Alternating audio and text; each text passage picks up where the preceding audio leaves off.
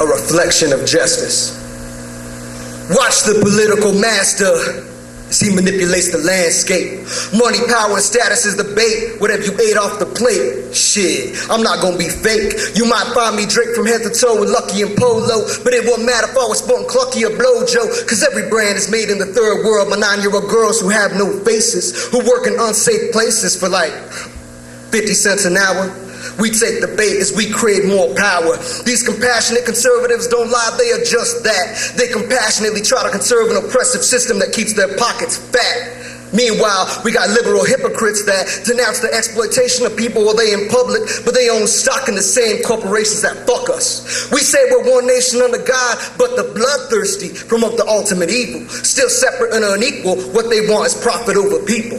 Watch as NAFTA and now CAFTA invites the world out to the slaughter. I'm talking husbands, wives, sons, and daughters.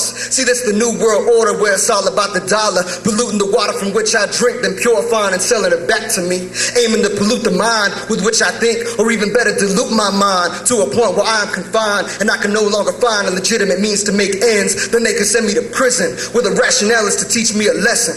But the truth of the tale untold unfolds when you start to realize that corporations profit when you and I get locked.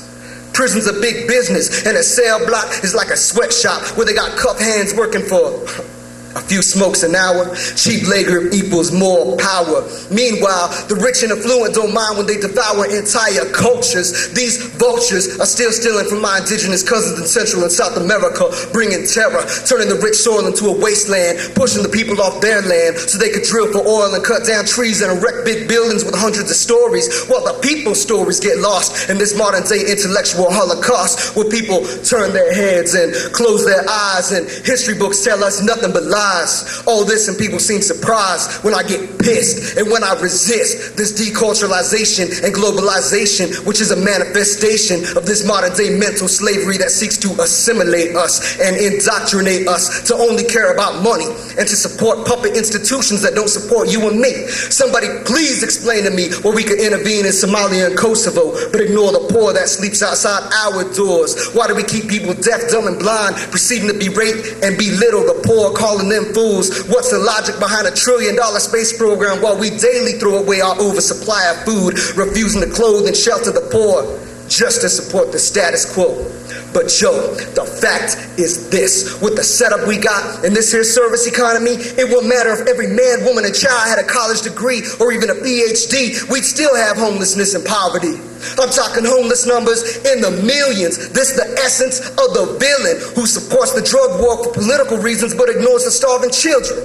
It's really not hard to understand the plan of American politics, conservative or liberal. The profits are astronomical.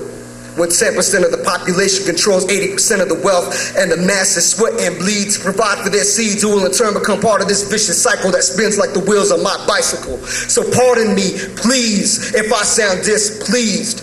But in the midst of all this, who continues to get dissed? Y'all tell me, what picture does the media paint of the ruthless, heartless criminal? Only the black and brown male. But if you want my opinion, the overall picture is much different and much clearer. Instead of just pointing the finger at people like me, these bougie bastards should grab a motherfucking mirror, because this is what I see when I reflect on justice.